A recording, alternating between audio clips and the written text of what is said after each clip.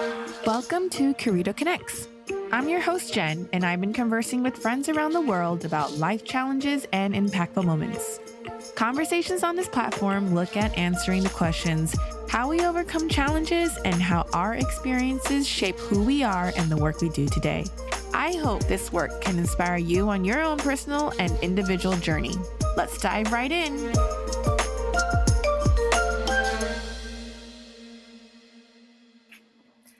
Hello, my guest today is Daphne Chua, founder of Somatic Therapy Asia, based out of Singapore. She is a registered yoga therapist, movement educator, bodyworker, and specialist in somatic therapy. Hi, Daphne. Hi, Jen. Nice to see you virtually. Yes, very nice to connect with you virtually. Actually, this is our first time virtually meeting, and we're recording today. So, in an earlier episode on Curito Connects, we spoke to Tara Eden, who runs somatic movement projects out of Chiang Mai, and she was the one who connected Daphne and I. And I think you both met in Chiang Mai as well, right? Yes, absolutely. Yeah. Yeah. So I'm really excited to have another somatic movement therapist share her journey today with us. Daphne has, over the last decade or more, because I actually don't know how old you are, Daphne, but that's okay. We probably reflected on her life like a living roller coaster ride, having uprooted herself to different countries, went through different relationship challenges, to finding identity, having to deal with some family issues as well. But within all that, yoga and somatic therapy has been the common denominator for keeping her grounded and finding herself. So I want Daphne to share with us her journey. Wow, that's a very big question. I know. I feel like I always give these introductions and then I just go, okay, here you It's go. like, let's Please go. talk. Boom. Exactly. Well, thanks, Jen, for inviting me on this podcast. And yeah, I want to also acknowledge Tara, a dear friend, whom I haven't met in a while. Actually, Tara was definitely the bridge that connected yoga to somatics when I first attended her class in Chiang Mai, and she really introduced me to what somatics is about. I've heard about it, I've practiced it a little bit, but she was the light bulb, yeah, that shone the way. So thank you, Tara. And thank you for connecting us, Tara. Yeah. Um, I I was a corporate executive, so I am quite old. I was a corporate executive up till 2008. Okay. Yeah, so that was 12 years in corporate, and Wow. now, yes, do the math. No, I'm not going to do the math. I can't tell. I'm like looking at you through the screen and I feel like, oh, we're the same age. Could be, maybe in my Right? heart we are the same age.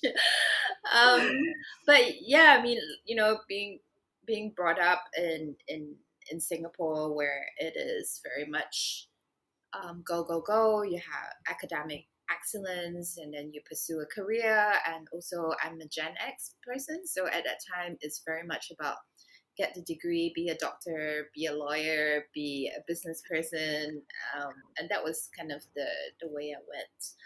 And uh, I've always felt a little bit disenchanted and disconnected. I don't really know what it is or what it was at that time. And then in 2008, the universe decided it for me with the global financial crisis, in which my department that I was heading was dissolved like overnight. I was in corporate communications, working in media and entertainment, so really fast paced, dynamic, lots of travel. Yeah, pretty cutthroat, I would say. Yeah. And Um, that was like the first department to get hit after beloved Lehman in 2008. yes, I guess also I was working for an American company, so it was hire and fire, and I think like the first thing that that was to go, and the irony was I was doing the communications for the layoffs in North America, and then it came to Asia, and then I was just like, do I communicate my own layoff? But anyway, so I was laid off, and it A was relief? really it was relief in the end, but also because I kind of followed that Singaporean path of like climbing the corporate ladder. I've never ever been unemployed. I was always headhunted or, always had a job. I got a job even before I finished university. So it came to me as a shock at first, and then it became a big mess of confusion. Just like, so what just happened? I have no more identity. I don't have a business card. I don't have my BlackBerry at that time. I don't have my laptop. It's just like everything was company issued to me. All the devices I had have always been company issued, and then suddenly I'm deviceless and name cardless. And so I'm just like, oh, huge identity crisis. So who am I? But something in me was just like, okay, I think I don't really want to get back into the rat race, or at least take a break from it. And then someone said to me, actually a good friend said to me at that time, the world is your oyster now. So I try to see it that way, the half full, half empty. And then I decided to mm, do something meaningful. So I went to Cambodia and started volunteering with an NGO. And that was the start of the journey. And I never came back to Singapore until December 2019. Wow. Wow. Yeah, so it started in Cambodia, and then I went and did like the whole eat, pray, love thing. Went to India, studied yoga, and and also dwelled a little while in the Philippines, and then landed in Vietnam. I lived in Vietnam for 4.5 years. I really started my yoga career there, learning how to ride a motorbike and zipping around the city. And then suddenly understanding that, there is order amongst chaos.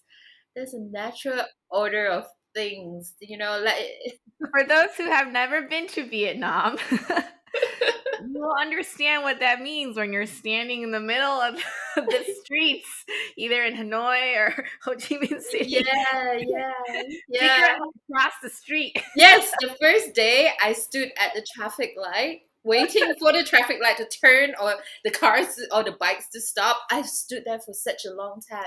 And I still remember this scene so vividly. There was this lady with, carrying the pole with two baskets, and she had this conical hat, and she saw me standing there. She reached her hand out, took my hand, and took me across the street and helped me. Oh. If only social media was a thing back then, someone would have like pressed record to be like, look at that foreign girl trying to cross the street I with the Viet know, lady but I'm helping her. sure. I'm sure I was one of many who did that, and that was the first day. And then, within months, I was like zipping around on a motorbike. It was like, oh, this is freedom. But of course, freedom came at a cost of a few falls and a few broken bones. But yeah, I'm actually still more comfortable being on two wheels than driving a car now. So Well, Taiwan is waiting for you. I did a motorbike trip in Taiwan as well. Yeah, actually, it's beautiful. And as I mentioned to you earlier, like I wish I could move there in a heartbeat. I would do that. It's like, So we're at Vietnam, and before we continue with your Eat, Pray, Love journey, before you move back to Singapore, did want mm, to ask, like, during this time, mm. was your family like, what is she doing? Like, we're gonna disown her. I say that because we're Asian, and so it's kind of like, oh my God, she had such a good job, and she was doing so well, and she was about to get married. I don't know, and suddenly you're like, goodbye. I'm like going to Cambodia, Yeah, yeah. checking in once in a while, like there. I mean, because to a certain degree, there is still a level of fear there Of too, course, right? Like, absolutely. and you're like, okay, I'm living off of my savings, I think, or Hmm. like, I'm gonna Hmm. make this work. Hmm. Like, what am I doing? You know, like Yeah, during absolutely. that time, like, how did you deal with the noises, the external, the internal, the what you Yeah. were conditioned, raised with, and what you were exposed to? Yeah, so there was that, but of course family, that was always been something that it always comes up whenever we speak or come back for a visit. And and that generation, the post World War II generation, is just like, we've been through so much hardship and poverty, and to see you through university. My dad was just like, you got a degree and you want to be a masseuse. He was really upset, and it took a long while to for them to finally understand, because I think like words sometimes can't change belief system until they really see how you have transformed, and how the work has molded you, um, into this person that you are. And I think you can see too, like when you are doing something that is authentic, um, you can sense that the person, it's like it's your dharma, is you're meant to do this, even though it's hard. And yes, I actually went through, I would say probably 2 years of dissonance, in the sense of like, what am I doing? Like riding a motorbike in Saigon traffic and nearly getting hit by a bus for the 10th time, or like the rain is torrential and the flood waters were coming out of the sewers, and I'm like, am I on a bike or a jet ski? And then I'm like completely drenched and have to go for another class, and then earning a fraction of what I used to do. And like, oh gosh, I don't have medical benefit. I don't have like insurance and all that stuff. Of course, I mean, there's so much of that is conditioning, like of what success looks like. Um, but yeah, I think also after a while, you just kind of like, the what you get out of it, and when you feel that you are doing what you're meant to do, that comes true, and there's no way that you can go back, and there's no way that I can go back. I know that. I mean, I don't know if I can ever. Did someone offer me like a $1 million corporate job? Maybe, I don't know. Anyone else listening out there? So so you stayed in Vietnam the longest then, right? Of your hopping around. Yeah, Vietnam was the Mhm. longest home, even though there was still a lot of traveling while I was there. So Because you were primarily just teaching yoga? yes, I was doing body work. I started doing body work in Okay. 2010, and yoga and body work. But mostly at that time, I was doing mostly teaching mostly yoga classes, to both locals and expats. Teaching in a lot of international schools, actually. Yeah, yeah. And during the time offs, which the teachers go on school holidays, that's probably I work about 7 to 8 months a year, and the rest of the time I'll travel. So I started going to Chiang Mai annually, um, starting 2010 as well. I started going to Chiang Mai every year, and then got connected with the yoga community in Chiang Mai. Yeah. Wow. Okay. And then so during that whole time, was it more clear to you that this is what you wanted to do? Like just body work and yoga, Yeah. and then you met Tara, who then introduced you to somatic movements. Yeah, absolutely, absolutely. It was really clear to me that this is the what I needed to do. But then in 2012, I had an injury, that I had a pinched nerve in my neck that went down my arm, and for a couple of months, and I was on a yoga training at that time. I was it was the first yoga teacher training that I was assisting as an assistant trainer, and I was really, really excited at that opportunity. And it happened so uncannily on the first day of the training, and it was a 1 month training, that I had the pinched nerve, and it got worse and worse, and then I couldn't use my right arm, and I'm right-handed. Yeah, that was like a major lesson as well that kind of got me into understanding how we develop relationship with our body.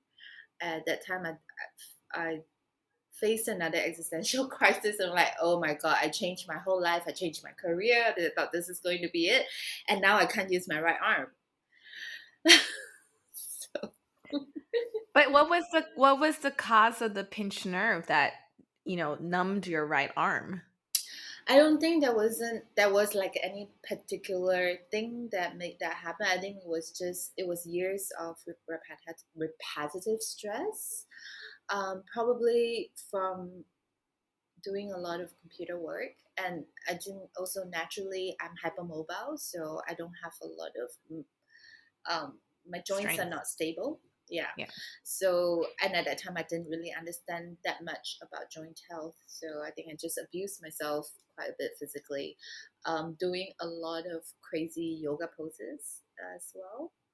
And and I remember the day before the the straw that hit the camel's back, I was doing like 10 minutes headstands, like What? 10-minute headstands? yeah, 15 minutes shoulder stands. Yes, yes. Oh, yeah, I totally, yeah, I I brought it see. upon myself.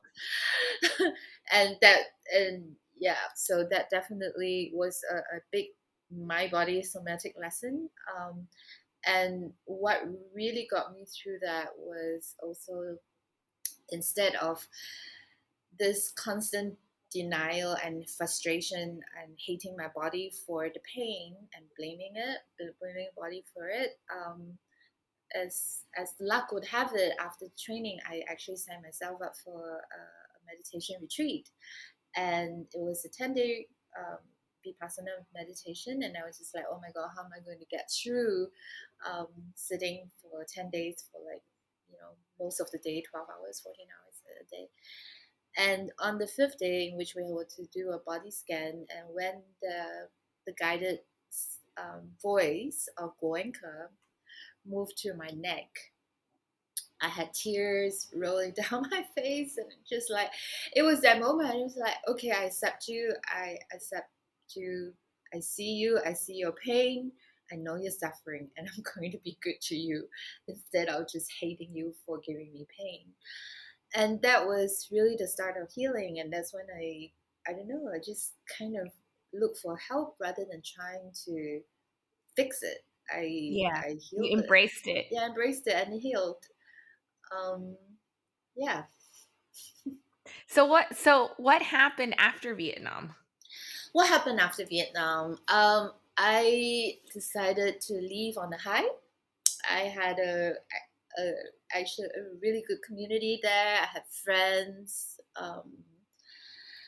and I just like, but I could see myself kind of like getting so comfortable with the lifestyle there that I could stay there for 10, 20 years and become one of those expats that just, yeah. And I'm like, I still have a bit of a life in front of me. I'm getting older, but I don't want to like become just get so set in one place. So I decided to pack up my things, and I lived out of a suitcase for about a year and a half. After that, I went to Europe for about 6 months and traveled through Europe and travel teach um, where I could, and then came back to Asia after my visa ran out. Went to Taiwan, China, and then just traveled a little bit more around Asia, trying to kind of wait out the period in which I could get another visa to go back to Europe because I really love Europe. Um, then came back to Chiang Mai to do the annual teacher training. Um, and that's when I met my ex partner, and we fell in love very hard.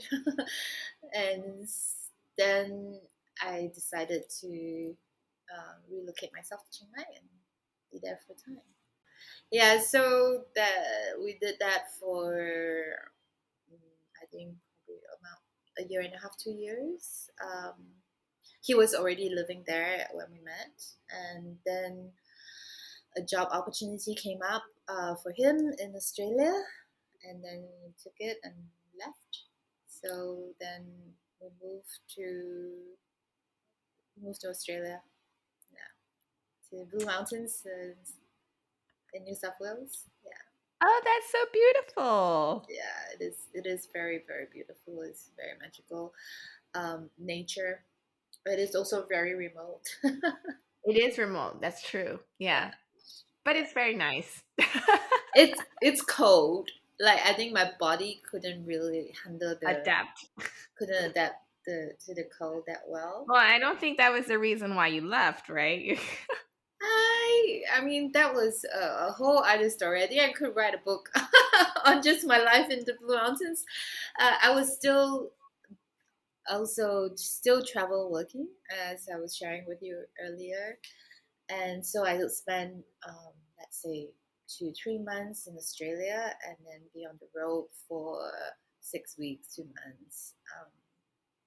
And it was actually became quite disruptive because Australia was so far away, and the and because it's quite remote, and the fact that I wasn't um, really always there, it was very hard to find community. So loneliness was I never thought I would be one that has to battle with loneliness. Like because I've always been independent. I enjoy traveling solo. I consider myself quite introverted. I'm quite happy with spending time with myself. But I think like just that vast openness and then being in the elements with seasons and really not having anybody, like no friends, no family, and just depending on one person for your entire happiness. That kind of yeah tore me apart bit by bit. Yeah, yeah. Wow. Yeah, and also I face more health challenges and chronic pain. I think my body was telling me something. Um, Too much traveling. No, I'm just kidding. Too much traveling, and of course, relationship challenges, and just like our dreamy life in Chiang Mai was the past, was history. And he was working for the government, was doing shift work. So most evenings I was on my own, and it was cold, and yeah, and it was definitely like I would say a very dark period of my life in which I grew so much in trying to understand why do I feel this way, why am Yeah. I why do these things get to me, Yeah. because I had this notion that I'm strong and I can do anything, I'm adaptable, I can face any challenges. But it was really there were days whereby it was really hard to get out of bed. Would Yeah. you say that that experience was even harder than when 2008 came around and you lost your job and that identity, and when you went on your eat, pray, love journey of, you know, like having fun, but also kind of like that reality check of like, okay, but what am I doing? How am I supporting myself, and how am I going to shape my now career of travel teaching? Mm. Because with this experience, you were going in, like you were really going Yeah. inward, Yes, right? it And was so much a going in. I don't know whether you've heard of this expression called the dark night of the soul. mhm, It's actually from it's like from St. Francis of Assisi, in which it describes where everything that you believe in, all your belief systems have fallen apart. like you thought, like I thought, like I found yoga, I have found this spiritual practice, and not that everything is going to be all right, but I kind of I'm not like um, just in the dark. I have self awareness. I'm always able to kind of look at things through that lens of impermanence and letting things move past me and observing my feelings and then knowing that I'm not identified with it, and everything that I thought that I could I believe in, as well as there was also this kind of um, longing for the old me, in which, like, before I was awakened, whereby I didn't care about what people think. I didn't care about whether I didn't care about consequences, and I just go and do what I wanted to do without a care in the world. At that time was just this longing, like, why can't I just be that anymore? Then at least I don't have to feel this struggle in which, like why can't I deal with it? You get what I mean? I think that sometimes Yeah. when you have a spiritual practice, there is an expectation that you put upon yourself to be able to be more resilient, Yeah. that and to kind of rise above challenges. Right. And then but then you realize that, oh, I realized that I wasn't above that, and I'm still stuck in this mess, and then I start to long for what I was before, in which I was just kind of, if it's a messy life, I'll just run through the mess and just entangle myself with the mess and still come through anyway. But I'm neither here nor there. So this state in between, the dark night of the soul, is in which, like, I don't really know where I am. I can't be here and I can't be there. Everything that I believe in is no longer a structure or an anchor that I could hold on to.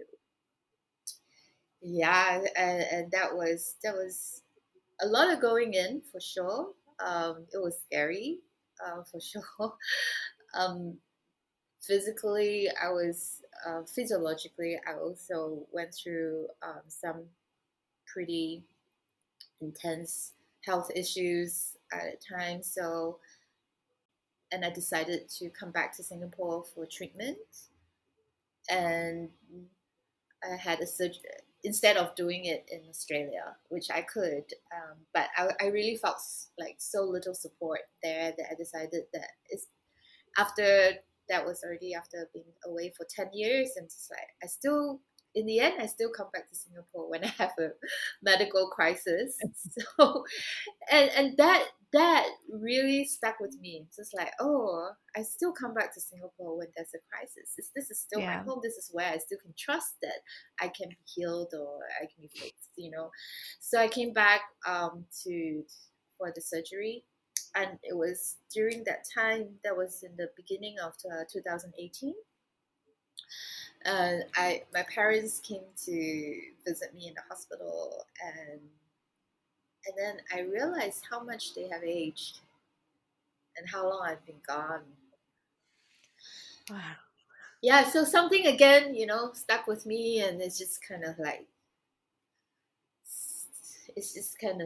cooking, it's marinating. I'm just like, I, because for the longest time, I thought I would never come back to Singapore.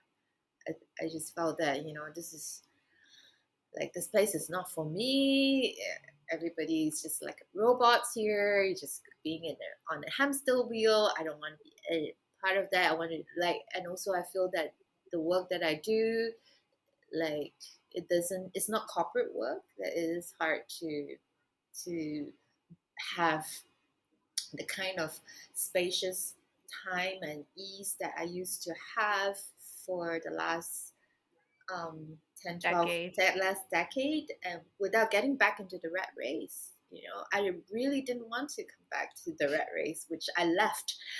Uh, But then to your surprise, when you left during that 10 years, the ecosystem has the changed. ecosystem has changed. Yeah, and that was also in 2018. By that time, just like, hey, actually, there is this community here. There's like wellness is is starting to thrive, and I'm getting to know more people who are in this community. I said maybe it's not so bad. It's just that it is still a very expensive city. So I was calculating like if I want to kind of have an easy lifestyle, then how much do I have to work? Um, I'm talking about just in terms of material lifestyle. Like if I want to be able to rent a space to do my work, I want, if I want to be able to go out for dinner, things like that. Little things like how do I maintain that ease? And I'm like, but I can't maintain that ease if I have to make so much money in order to be at this level. So I couldn't talk myself out of it. Like I can't find a solution. And that's when I realized that there is you can't think your way out of something. You just kind of have to Do it. do it. Yeah. But it's true. It's really true. Yeah, because you keep thinking and you keep digging a deeper hole. Yeah. um yeah, I was like, okay, maybe I can go back to Vietnam. At least I'm still closer to Singapore, or maybe Taiwan, or maybe go back to Chiang Mai. Maybe I can convince him to come with me. And then, yeah, so and the more I get into this rut, the worse it got. And then I'm just like, okay, I'm just gonna leave it and not think it anymore. So the year went on, and Well, and you were still healing during this I was process from still your stuff. healing. I went back to Australia. Yes, yeah, yeah. And then I went back to Australia and continued to do what I was doing. So the travel teaching and stuff. And then in end of December 2018, the same year, I came. I had a stint around Asia, and then I made the last stop Singapore, so I could spend Christmas in Singapore. And so I had Christmas with my families. And 26th of December, I accompanied my dad to the cardiologist, this new cardiologist. He was in good spirits. We had laksa. You know what's laksa? Yeah, Yeah. yeah.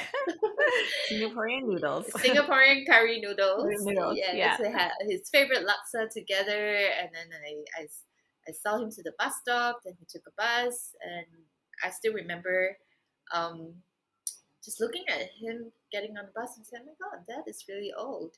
He's really getting old." And then I went back to my friend's place that was staying at that time, packed my bag, and left the next morning to Sydney. And so that was I came back to Australia. I haven't even unpacked my bag, and then uh, came back to Australia December 27. Um, Yeah. yeah, and then December 29th, I got the phone call, which actually I had a few missed calls on my phone, and but it was really strange because that afternoon I suddenly felt this wave of like nausea and fatigue, like something hit me from nowhere, and I had to go lie down. And then when I woke up, I had this missed calls from my sister, and then I I called and no one answered, and somehow I know to call my dad, and he didn't answer. And then finally I reached my mom, and she just said, 你爸爸走了. And I was just like, which means that your dad's gone. And I'm just like, what do you mean by gone? Like, what do you mean by gone? And because he was still fine. I saw him like 48 hours ago. Um, yeah, so then it happened. That dreaded phone call that I kind of had, and always in the back of my mind that might happen one day, and then but hoping that it will never happen, and then also kind of like, okay, maybe that seed that was kind of growing, like maybe one day I'll come back soon, and then didn't have time for that. So to then book a ticket, and then it's like I gave Singapore back to Singapore. And then to go back to a coffin, that was hard. Yeah. Wow. That's a lot of emotions there. And I mean, thankfully, I mean, in hindsight, thankfully they happened during that time and not during this pandemic. Mm, I mean, right? Just the absolutely. quarantine, the flying, the PCR tests, like, Yeah, and my mom was just recently in the hospital a few days ago because she had high blood pressure and was feeling dizzy, and I couldn't even go and visit her because of the restrictions. I'm in a way, yes, I am thankful that you know my dad passed in that time. Yeah, but I was still. It took me a year to come back. oh, Um, it did. So it wasn't like a quick decision of like, drop my bags. I'm moving home, everyone. no, no, of course not. No, it was still a year of yeah trying to figure out like what am I going to do with my life? But because I was in a very serious relationship. I mean, it was really the person that I thought I was going to spend the rest of my life with, and that I, it was kind of stuck between, I was stuck between the rock and a hard place, just like, where am I going to go? What am I going to do?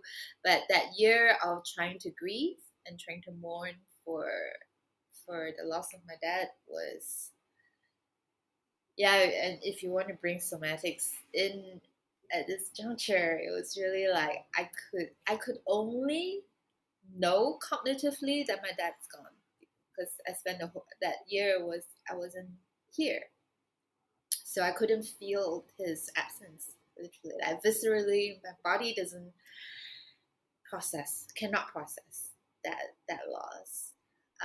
Like I feel I needed to miss him rather than, oh yeah, it's just another day that maybe I haven't heard his voice on the phone, and that even and that year I called my mom every day, um, and the thing is also I never had a good relationship with my mom growing up. We were actually quite estranged, and that year, like calling her every day changed something, um, and made me kind of was able to see her as human being, and offer her that compassion rather than oh everything that you didn't do well as a mother. Um, Yeah, yeah. You got to see her in a different light during that year of both of you healing basically as well, and kind of yeah, rediscovering each other as an independent individual and not mother daughter, yeah. sister, or yeah. Yeah, just that humanity side of her. Like she is just another human. She's lost the the love of her life and someone that she depended on all her life, and so I felt this deep visceral need to grieve and to come back to a place in which I have memories of my dad. Mm. So it's like, oh, his favorite food. Oh, this is where we used to go, and oh, this is where we used to bike, or even just yeah, just even the humidity, that just being here, and just even like the things that that that trigger me, and we have lengthy conversations of you know my dad is quite philosophical, so we often talk about what life means and So that's things where like that's that. where you get it from. Yes, I guess so. I guess so. So yeah, I needed to, I know that I needed to come back. I mean, I'm not sure whether it was the best decision, but it was something I needed to do.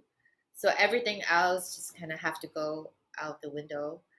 And Including your relationship. yeah, yeah, because it was something that was very clear that long distance is not going to work. Although we did try for a few months after I came back here, but then COVID happened, um, and yeah, there's no light at the end of the tunnel. There is always light at the end of the tunnel. It's just we don't know how long that tunnel is. Yes, yes, yes. But I think it's also become apparent that um, certain relationships are just meant to be there, or you're meant to be in it. That will help you grow until a certain time. It is finite, at least for this lifetime, and then yeah, comically maybe something if something might evolve from that, and I must say that I'm still grieving um, as well from that. I felt like I've lost two men in my life, the two most important men in my life. Um, so I'm still grieving that as well. But again, this is uh, another process, and with coming back here, and I spent the first 5 months living with my mom after not living with her since I was 18. That was also Another an experience. experience. Uh, and then I moved into I've moved into my place here that you see one day before the lockdown happened. Oh, wow. Yeah, with bare walls, and you can't even get a handyman, and there's no hot water heater, and had no furniture.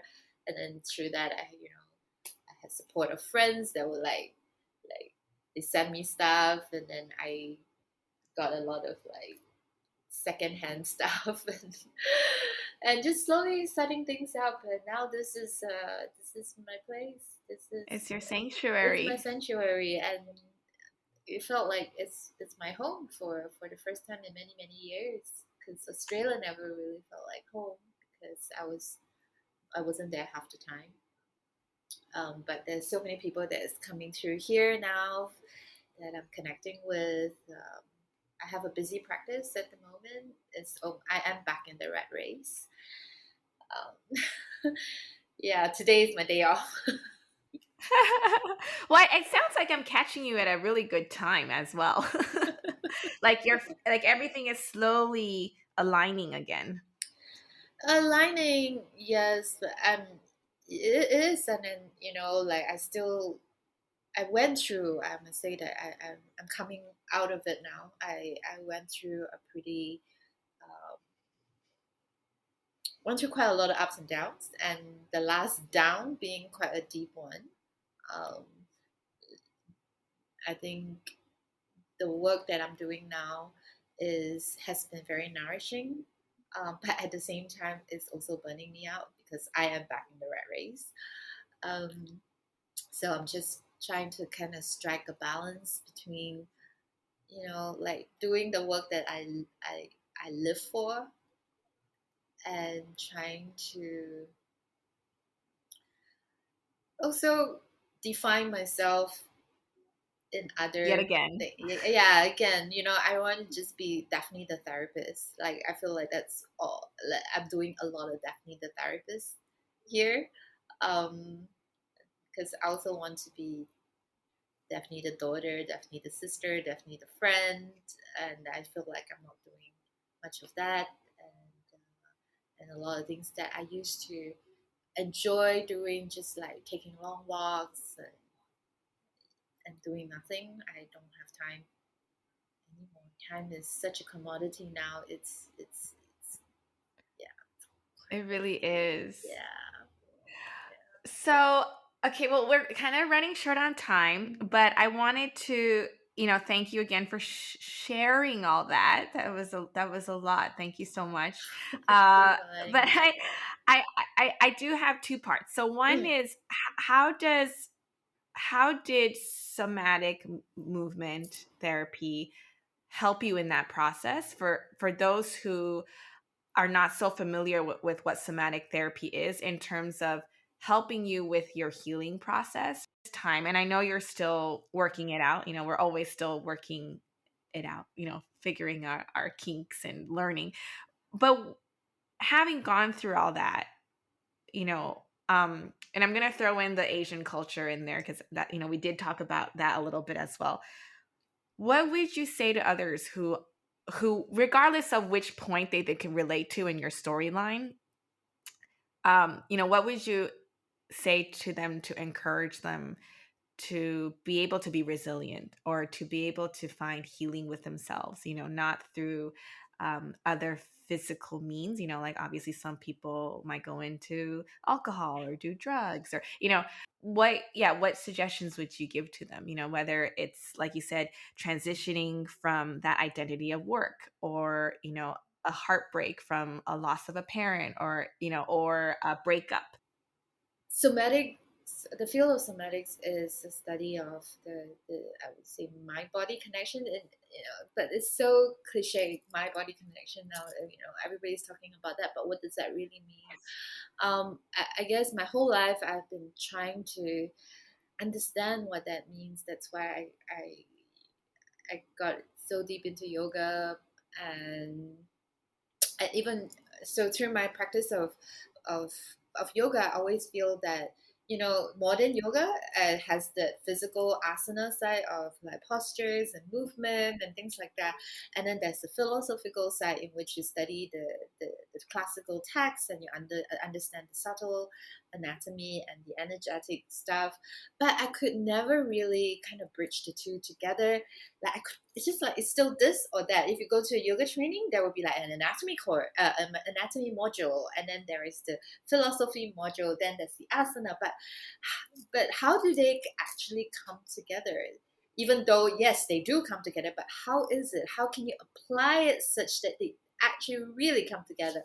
It was really through somatics that I found that bridge, in which like the to quote Bonnie Bainbridge Cohen, she's the founder of Body Mind Centering. She said, if I'm trying to remember correctly, the mind is like the wind and the body is like the sand. If you want to know how the wind is blowing, look at the sand. Oh, Look that's so at good. the sand. That's a good one. Yeah, and that just to me is just like, whew, right. If I want to understand what um like my state, right, my nervous system, and what are my triggers, what are my patterns, what are my habits, what's my conditioning, what's my belief system, what are the ancestral stuff that has come through me in this vessel, and what are the stuff that came after, and also the conditioning that has been brought about through all the relationships that I have been in or still are in.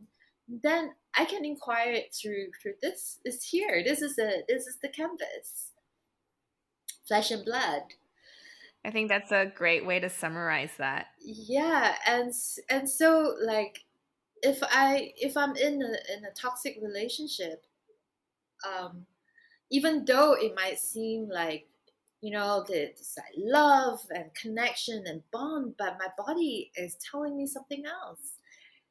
It's like this is not really working out. So how can I, what it becomes an inquiry. It's and like I was telling you earlier, instead of hating it, instead of being frustrated and denying the pain or trying to like will it away or trying to like go to this physio or take that pill or like you said or reach for that alcohol or like go shopping or Netflix, which I mean we all do. Come on, i'm We not all i'm do not it. shaming Yeah. anybody for that, because sometimes we do need to just walk away from certain things with distractions, but distractions only go uh, yeah, it only goes so far without you hitting another wall.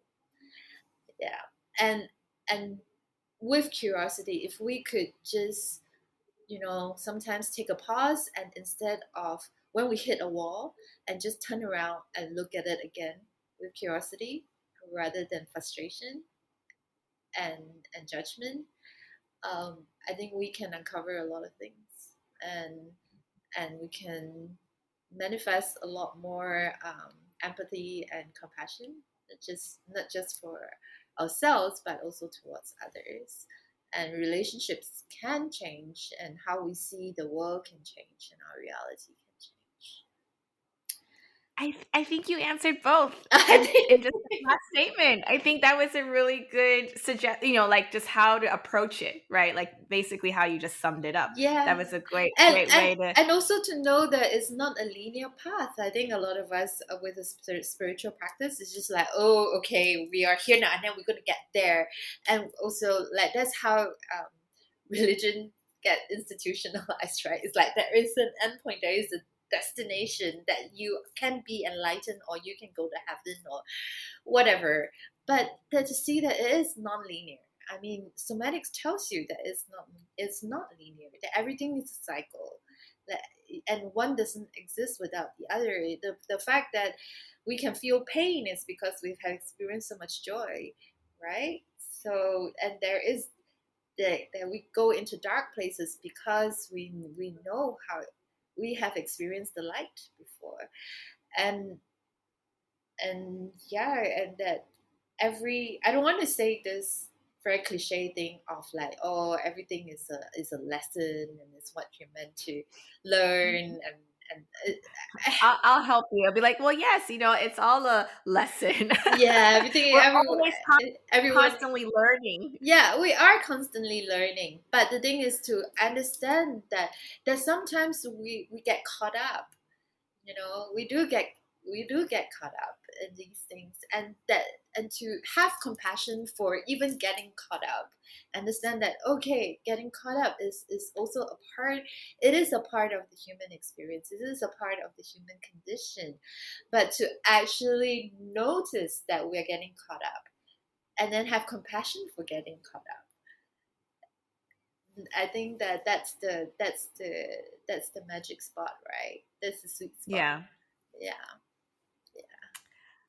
Oh, that's very wise wisdom there from your own experience and sharing with us.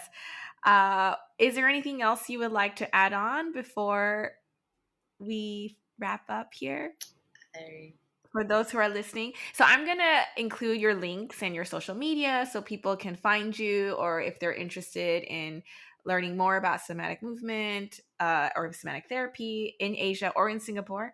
what do I want to say? Yes, and I know that somatics is a buzzword at the moment because everybody's doing somatics, and there are many different subcategories of somatic. There is, I feel like there's things like somatic experiencing, which is dealing more through psychotherapy into the field of somatics. There's like TRE, there's Feldenkrais, which is what Tara is doing. My work is more informed um, through body mind centering and yoga therapy. So I do infuse quite a lot of yoga um, wisdom into my offerings. So I think everybody brings their own flavor of somatics to it. So a big part of it, because it's somatics, it comes through like our experience, and our how we share, how we're comfortable with sharing.